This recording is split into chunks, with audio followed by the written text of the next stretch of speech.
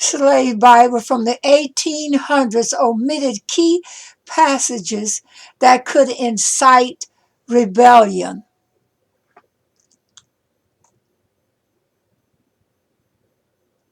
On display now at the Museum of the Bible in Washington, D.C. is a special exhibit centered on a rare Bible from the 1800s that was used by British missionaries to convert and educate slaves.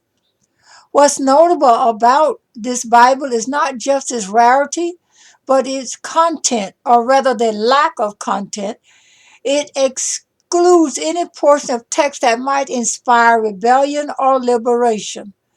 Anthony Schmidt, Associate Curator of Bible and Religion in America at the museum, says the first instance of this abridged version titled Parts of the Holy Bible selected for the use of the Negro slaves in the British West Indian Islands was published in 1807. About 90% of the Old Testament is missing, and 50% of the New Testament is missing, Schmidt says. Put it another way, there are 1,189 chapters in a standard Protestant Bible. This Bible contains only 232.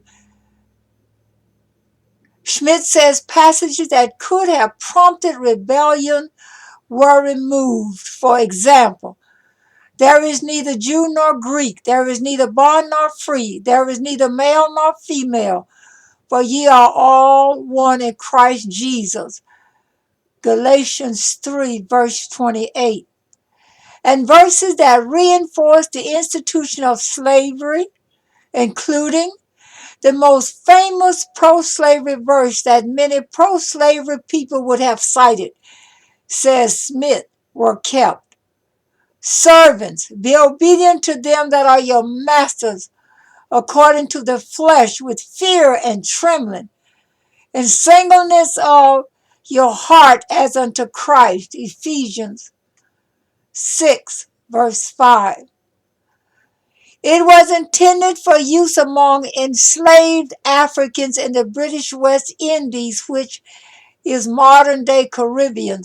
So Jamaica, Barbados, Antigua, he says. Schmidt said there are several theories behind the editing and omitting of so much of the Standard Bible.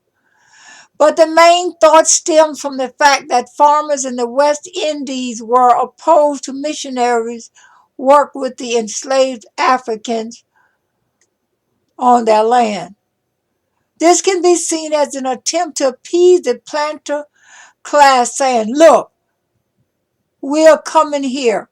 We want to help uplift materially these Africans here, but we are not going to be teaching them anything that could incite a rebellion. Schmidt says, coming in and being able to educate African slaves would prepare them one day for freedom, but at the same time would not cause them to seek it more aggressively. The Bible is on loan from Fisk University in Nashville, Tennessee, and has been in the museum since it opened in November 2017. The university says only 3 copies of the Bible are known to exist, and that the one on display in Washington is the only copy in the U.S.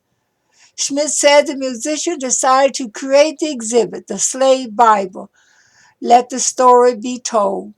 Because of the attention visitors were already given it the artifact. From the very beginning, people have been shocked to see it, Schmidt says. It's drawn a lot of interest. In fact, of all items we have on display here, it's probably been the most talked about among our guests. While the exhibit tells the story of what's inside the Bible, it also gives people a chance to reflect and respond to the material. One of the points of the exhibit is that time and place really shape how people encounter the Bible, Schmidt says. What I mean by that is people don't look at the Bible or approach the Bible or read the Bible in a vacuum.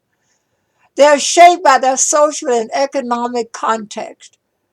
As people come from a multitude of backgrounds, Schmidt says how they encounter the Bible can vary greatly from person to person, and as such, the exhibit will affect them all differently.